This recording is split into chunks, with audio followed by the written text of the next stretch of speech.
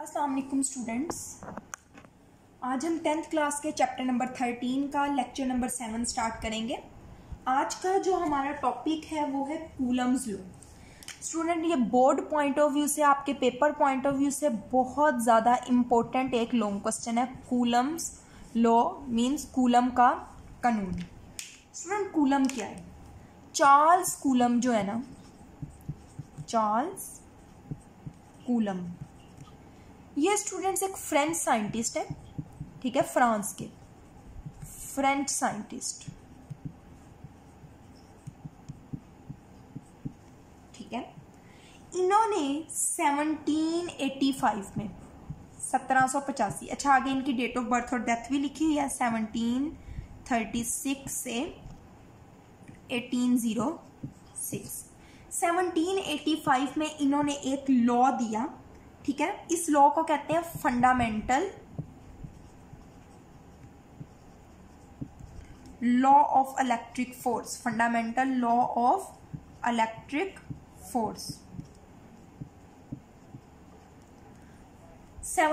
Charles coulomb एक French scientist है। उन्होंने 1785 में एक लॉ दिया जिसे कहा जाता है fundamental law of electric force. अब ये लॉ जो था वो क्या था? ये उन्होंने कहा था कि हम जानते हैं कि जब दो बॉडीज होती हैं, ये टू बॉडीज हैं, इनके दरमियान या तो फोर्स ऑफ अट्रैक्शन मीन कशिश की फोर्स पाई जाती है, या फिर फोर्स ऑफ रिपल्शन या रिपल्शन की फोर्स मीन्स दफा की फोर्स इनके दरमियान मौजूद होती है। अट्रैक्शन या रिपल्शन के फोर्स। दो चार्जेस हैं, लेट्स सपोज ये दोनों पॉजिटिव चार्जेस हो सकते हैं, या दोनों नेगेटिव हो सकते हैं, या एक पॉजिटिव और एक नेगेटिव हो सकता है। तो उसने कूलम ने कहा कि दो चार्जेस जो होते हैं उनके दरमियान जो फोर्स होती है, उस फोर्स की जो मैग्नीट्यूड है, मिकदार जो है वो कैसी होगी, मींस कब वो फोर्स ज्यादा होगी, कम वो फोर्स कम होगी, ठीक है। ये उसने बताया अपने fundamental law of electric force में। फिर उसने बताया कि इन चार्जेस के दरमियान डिस्टेंस जो है उससे फोर्स का क्या ताल्लुक है। अब स्टूडेंट ये उसने बात कही, तो ये इंट्रोडक्टरी पैराग्राफ है जो आपने स्टार्ट में लिखना है, ये पढ़ लें आप स्टार्ट से। वी नो डैट, हम जानते हैं, अ फोर्स ऑफ अट्रैक्शन और repulsion acts between two charge bodies. दो चार्ज साम के दरमियान अट्रैक्शन या रिपल्शन की फोर्स मौजूद होती है। How is this force affected when the magnitude of the charge on the two bodies और the distance between them is change. अगर उन चार्जेस की मैग्नीट्यूड चेंज कर दी जाए, मीन्स पहले लेट्स सपोज एक पॉजिटिव चार्ज था, यहाँ पे एक नेगेटिव था, अब यहाँ पे अगर पॉजिटिव दो कर दिए जाए तो क्या होगा फोर्स के साथ, ठीक है। या पहले ही इनका फासला इतना था, अब उनका फासला इतना कर दिया। फासला चेंज करने से या चार्जेस की मैग्नीट्यूड चेंज करने से क्या होता है, ठीक है। In order to find the answer of these questions, इन सवालात का जवाब मालूम करने के लिए अ फ्रेंच साइंटिस्ट, एक फ्रांसीसी साइंसदान, Charles Coulomb 1736 to 1806 in 1785 experimentally, तजर्बाती तौर पे establish the fundamental law of electric force. Electric force का एक कानून दिया between two stationary charge particles, दो स्टेशनरी चार्ज पार्टिकल्स के दरमियान। स्टेशनरी मीन्स रुके हुए हैं, दो अपनी रेस्ट की हालत में चार्जेस मौजूद हैं, ठीक है स्टूडेंट्स। ये आपका इंट्रोडक्शन हो गया। अब हम उसके लॉ की स्टेटमेंट पढ़ते हैं। स्टूडेंट, स्टेटमेंट जो है वो आपके नेक्स्ट पैराग्राफ में नेक्स्ट पेज पे लिखी हुई है। ये जहाँ से चार्ल्स कूलम की हेडिंग है ना, ये छोटी वाली, यहाँ से लेके यहाँ तक, ये है स्टेटमेंट। उसमें उसने क्या कहा? उसने कहा कि जो दो पॉइंट चार्जेस, अच्छा पहली बात, कूलम का जो लॉ है ना वो पॉइंट चार्जेस पे एप्लीकेबल होता है, हर चार्ज पे एप्लीकेशन नहीं इसकी होती। पॉइंट चार्जेस क्या होते हैं? पॉइंट चार्जेस ऐसे चार्जेस होते हैं जिनका जो साइज है ना वो बहुत ज्यादा होता है, जिनका फासला जो है वो बहुत ज्यादा होता है, मतलब उनका, ये छोटे छोटे हैं, उनका जो दरमियानी फासला है वो उनके चार्जेस के साइज के हिसाब से बहुत ज्यादा होता है। ऐसे चार्जेस को पॉइंट चार्जेस कहते हैं। अब स्टेटमेंट की तरफ आते हैं। स्टेटमेंट में उसने कहा कि जो दो पॉइंट चार्जेस होते हैं, लेट्स सपोज कि एक ये पॉइंट चार्ज है, एक ये पॉइंट चार्ज है, ठीक है, उनके दरमियान फासला देखें बहुत ज्यादा है, ठीक है। बल्कि हम इस तरह कर लेते हैं, एक ये पॉइंट चार्ज है, एक ये पॉइंट चार्ज है। उसने कहा कि जो दो पॉइंट चार्जेस होते हैं उनके दरमियान जो अट्रैक्शन और रिपल्शन की फोर्स होती है वो चार्जेस की मैग्नीट्यूड के डायरेक्टली प्रोपोर्शनल होती है। लेट्स सपोज ये Q1 है, ये Q2 है। Q स्टूडेंट्स चार्ज को जाहिर करते हैं। अब लेट्स सपोज यहाँ पे 1 कूलम चार्ज था, यहाँ पे भी 1 कूलम चार्ज था, तो इनके दरमियान अट्रैक्शन या रिपल्शन इतनी ज्यादा नहीं होगी। बट लेट्स सपोज यहाँ पे 2 कूलम हो जाता है, ठीक है, तो इनके दरमियान रिपल्शन और ज्यादा हो जाएगी। यहाँ 3 हो जाएगा तो और ज्यादा हो जाएगी। तो न्यूटन ने क्या कहा कि फोर्स जो होती है वो चार्जेस की मैग्नीट्यूड के प्रोडक्ट के डायरेक्टली प्रोपोर्शनल होती है। प्रोडक्ट कहते हैं multiplication, Q1 multiply by Q2 के डायरेक्टली प्रोपोर्शनल होती है। ये होगी इक्वेशन 1।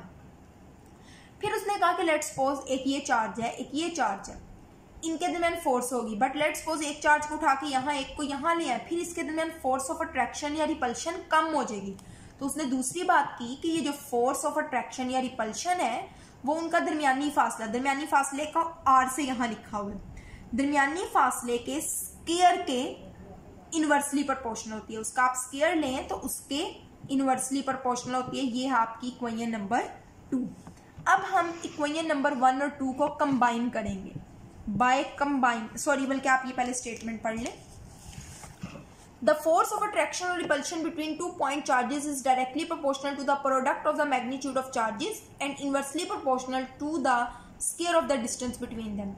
चार्जेस की मैग्नीट्यूड के प्रोडक्ट के डायरेक्टली प्रोपोर्शनल और उनकी दरमियानी फासले के मुरब्बा के इनवर्सली प्रोपोर्शनल होती है। तो ये आपकी इक्वेशन नंबर 1, ये आपकी इक्वेशन नंबर 2 हो गई, ठीक है।